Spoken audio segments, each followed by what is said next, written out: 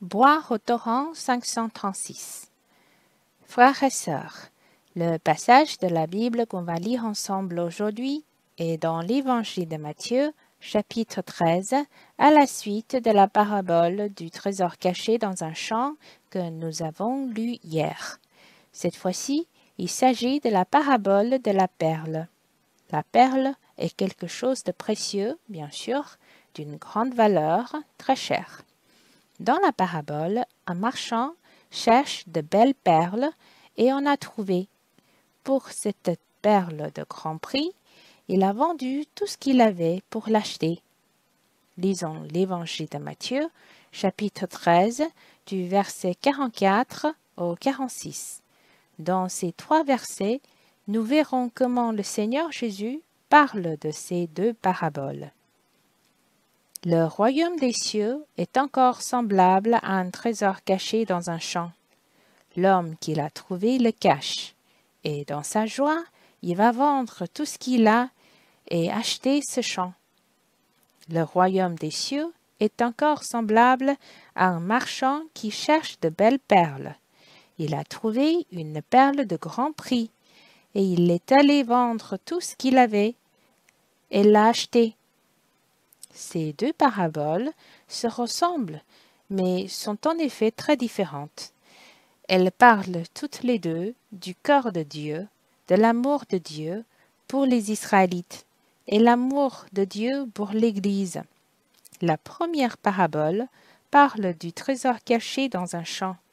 Vendre tout ce qu'il avait pour acheter ce champ indique l'amour de Dieu pour les Israélites. La différence ici est qu'il s'agit d'un marchand qui cherche de belles perles. Ce marchand est aussi le Seigneur Jésus et la belle perle est l'Église. La signification de cette parabole est que le Seigneur Jésus aime beaucoup l'Église. Il a accepté de tout donner pour l'obtenir. Ici, on parle particulièrement de la perle parce qu'elle est très différente des autres pierres précieuses. Les autres pierres précieuses sont des minerais, donc minéraux, tandis que les perles sont des pierres précieuses organiques. La formation d'une perle peut commencer par un tout petit grain de sable ou une petite pierre qui s'est glissée dans le coquillage. Le mollusque produit alors une substance pour enrober le grain de sable jusqu'à former une perle brillante de grand prix.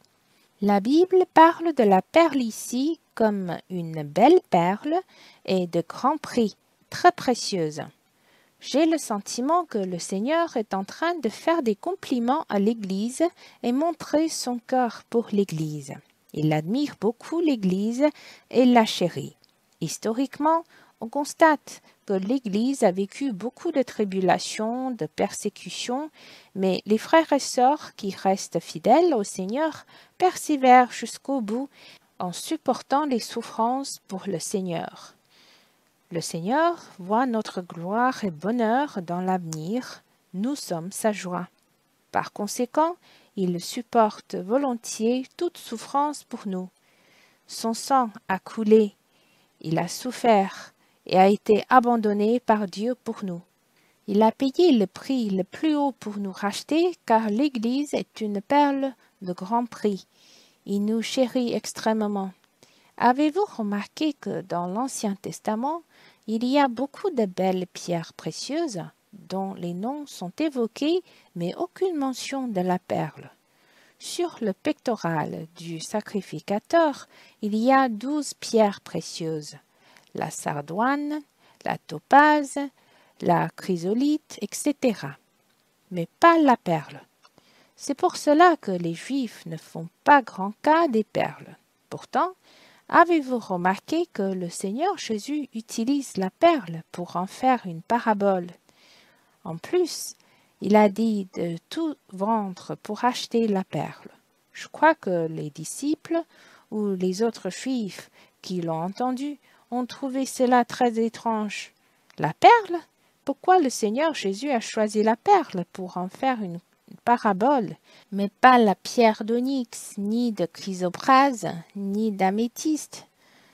La parabole du trésor nous informe déjà de l'amour de Dieu pour les Israélites, tandis qu'ici, il est évident qu'il s'agit d'autre chose.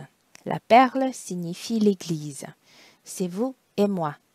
Nous sommes tellement précieux que le Seigneur Jésus pense que cela en valait la peine qu'il se donne pour que nous lui revenions et lui appartenions. Je vais vous partager les points que j'ai appréciés pendant la lecture de ce passage. Hier, on a dit que l'homme a vendu tout ce qu'il avait dans la joie. Ici, pour l'achat de la perle, la joie n'est pas mentionnée. Est-ce que cela veut dire qu'acheter la perle pour obtenir l'Église ne le rendait pas heureux? Évidemment que non. Le Seigneur Jésus a parlé de ces deux paraboles en même temps et la structure se ressemble. C'est-à-dire que ces deux paraboles peuvent se comparer. La seule différence est dans leur contenu. Puisqu'il a acheté le champ dans la joie, acheter une perle de grand prix serait bien sûr aussi dans la joie. Je suis très émue et remercie beaucoup le Seigneur qui me désire et qui m'aime tant. Dans le langage humain, le Seigneur a dissipé toute sa fortune pour m'obtenir. Il a tant payé parce qu'il a pensé à moi depuis l'éternité et m'a désiré. C'est précieux qu'il a donné sa vie et tout ce qu'il avait. Il m'aime infiniment pour l'éternité. L'autre point j'ai apprécié est que dans cette parabole est particulièrement mentionné le mot « chercher », quelqu'un qui cherche de belles perles. Le Seigneur lui-même est venu pour nous chercher, vous et moi. Chercher demande beaucoup de patience, être actif, prendre l'initiative et ne rien négliger. En plus, ceux qui cherchent devront investir du temps ou leur vie, être remplis d'espoir pour obtenir ce qu'ils cherchent.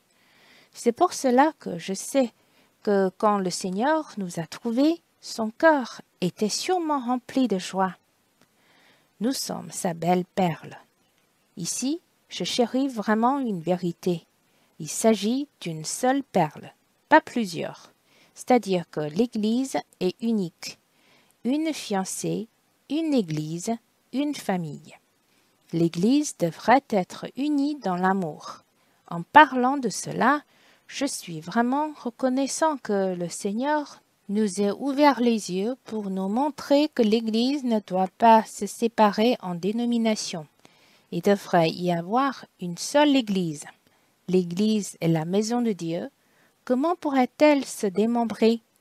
De plus, nous ne voyons pas seulement une seule vérité dans une ville, mais nous pouvons voir également qu'il devrait y avoir qu'une seule Église dans le monde entier.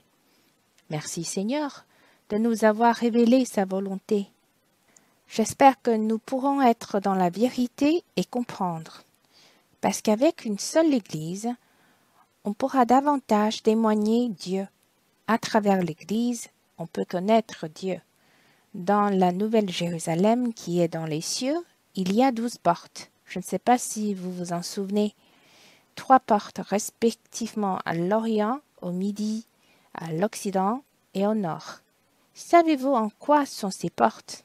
La Bible dit qu'elles sont en perles, c'est-à-dire que l'Église devrait être la porte d'entrée du royaume des cieux. À travers l'Église, les gens connaissent Dieu, entrent dans la ville sainte céleste, la Nouvelle Jérusalem, peuvent se réjouir de la présence de Dieu et avoir part en Dieu. Ainsi, sur la terre, nous devons devenir une perle brillante et une seule perle pour montrer aux gens la volonté de Dieu. Que le Seigneur nous aide à vivre l'unité et l'amour dans cette famille. Que le Seigneur nous comble de bénédictions. Je voudrais adorer avec vous tous. Je vais donner des réponses au Seigneur sur ce qui m'a ému et ce que j'ai apprécié tout à l'heure pour l'adorer. Vous pouvez vous aussi donner des réponses après avoir adoré avec moi. Ou bien vous pouvez d'abord lire les passages de la Bible et relire ces paroles avant de donner des réponses. C'est aussi possible. Seigneur, C'est tellement précieux que depuis toujours, tu voulais nous obtenir dans la joie, même si pour y arriver, tu devais beaucoup souffrir. Mais Seigneur, à aucun moment, tu n'as songé à baisser les bras. Tu désires obtenir nos cœurs de façon si passionnée. Merci d'avoir fait face à la croix dans la joie pour nous. Seigneur, tu as dit ta haute voix, tout est accompli. Ce moment-là a vraiment transformé notre éternité. Merci de nous permettre d'être avec toi pour toujours. Merci de nous avoir commissionnés pour que nous devenions des témoins glorieux. Seigneur, tu désires vraiment une famille unie et qui s'aime, une fiancée glorieuse. Seigneur, que tu nous aides pour qu'à travers nous, les gens puissent connaître ta volonté et que ces gens puissent entrer et apprécier ta volonté. Seigneur, je te prie de nous susciter pour qu'on puisse chercher avec toi ceux qui sont perdus et les ramener à la maison. Que le Seigneur nous bénisse.